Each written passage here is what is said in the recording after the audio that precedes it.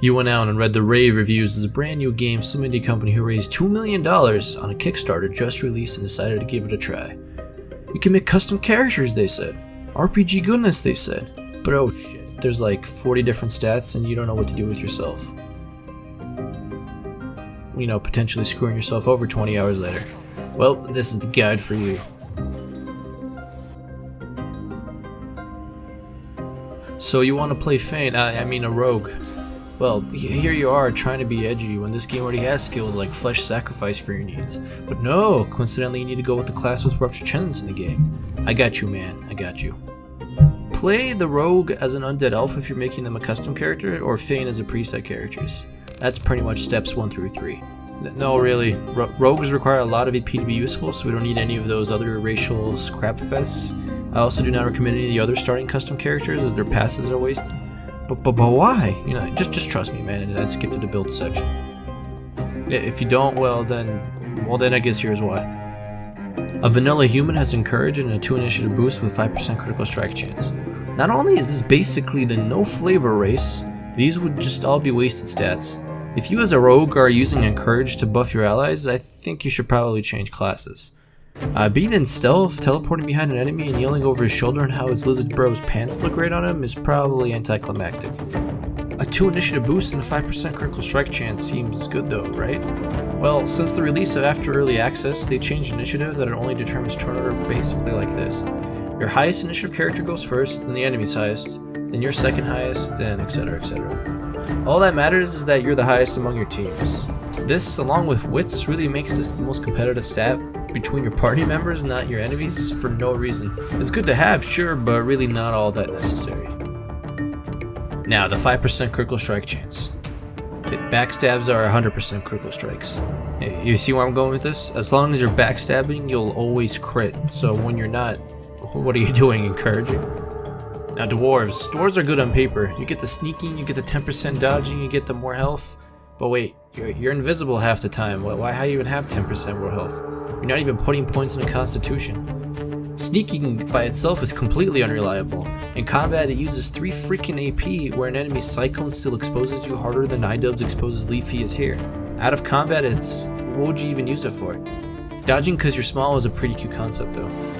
Petrifying Touch is decent, but it only procs when the enemy doesn't have magic armor and you're physical attack based, so you see the problem there. Now Elves. Elves get Corpse Eater, which not only turns our rogue playthrough like way more edgy, but limbs can provide random skill books for you.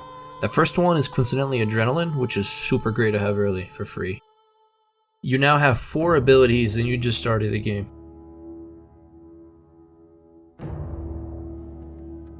Flesh Sacrifice gives you 1 AP, a 10% increase in damage for a Constitution debuff depending on your level. Who cares about 7% of your health? After it wears off, you even get your health back. You essentially just get free AP to teleport or backstab someone or even move out of a sticky situation. Lizards, well, they're better off as wizards. The Fire Breath scales, pun intended, with intelligence, like Petrifying Touch, and since when have you heard of rogues killing stuff by burping fire? Creating a carpet of fire that you probably will have to go through to reach your enemies is probably a bad idea as well. Especially if you want to heal yourself of poison and question why you're seeing 42 virgins spectating your game as you blow up. The resistances aren't anything special either. So now on to why you should pick Fane, or any undead for that matter. But Fane specifically. He's an undead human. It's important to make that distinction because it means that he is lucky to get blessed with one of the worst, best passes in the game, giving him that 2 initiative and 5% critical strike chance along with his situational play dead skill. Initiative is obviously super good, and the 5% critical strike chance is just butter compared to the free skills and lore that an Undead Elf could get, but we're picking Fane. The play dead skill offers a ton of variety in gameplay, thankfully.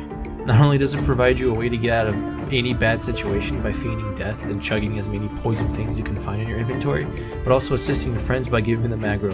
When they are attacked, they are more likely to play with strategy and perform better.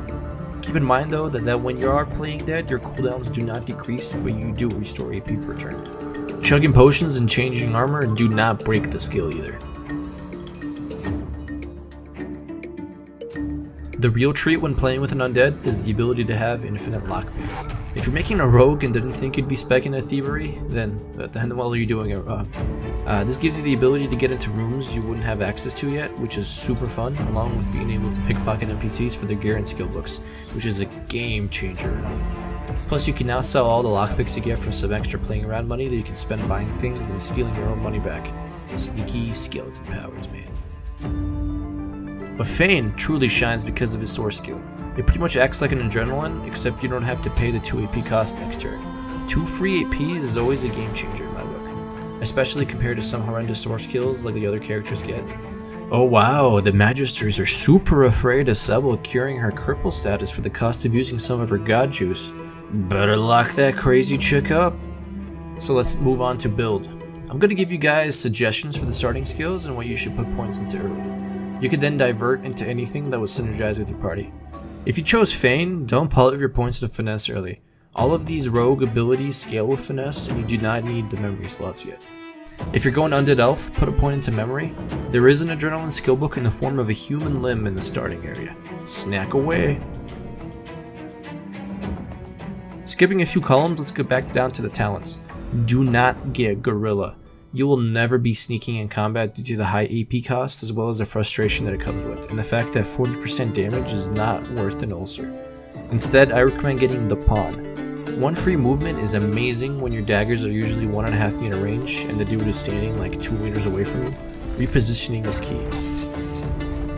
The rest depends on your playstyle. Special mentions are Comeback Kid, Comeback Kid, Comeback Kid, and Parry Master. Parry Master is pretty fun. As for skills, put a point in Scoundrel and Warfare. Okay, hear me out. You're probably seeing many guides or conjectures, and you probably yourself thought, oh, you're a spooky skeleton, you should probably get poison skills, otherwise you won't be able to survive since you're healed off of poison. Wrong, they're pretty much a waste. They scale off of intelligence, while we are role-playing a character whose entire life story can be summed up by a shampoo bottle. 2, you're primarily physical, so why waste AP doing minimum magic damage? 3, drinking a poison potion, which is as simple as combining a health potion with an unbreakable item, or an empty potion with a poison barrel, heals at least twice the amount of any of these skills will.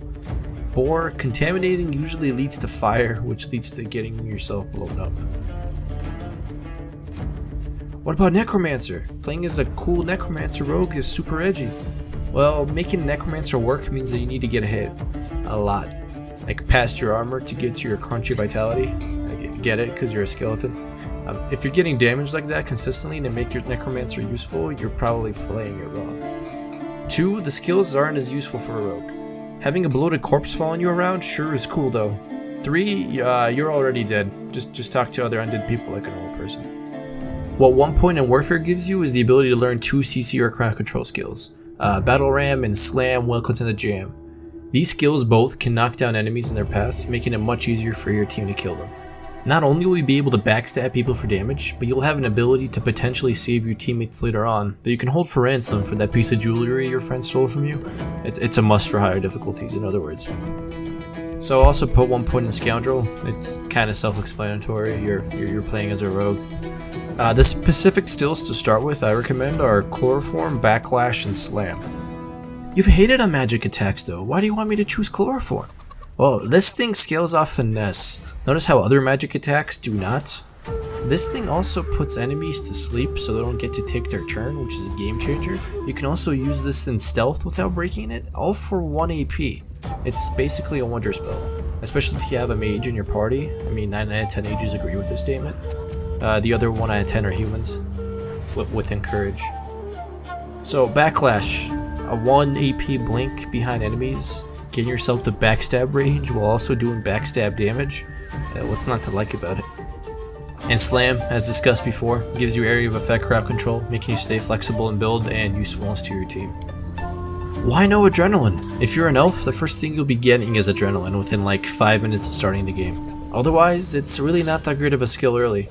Getting 2 extra AP for 1 turn is amazing if you want to pull off a stun or knockdown, but if we get it as a replacement for one of the skills above, then it seems counterintuitive. A 2 AP backstab will not change a fight in your favor early game, especially since you lose 2 AP at the very next turn anyways.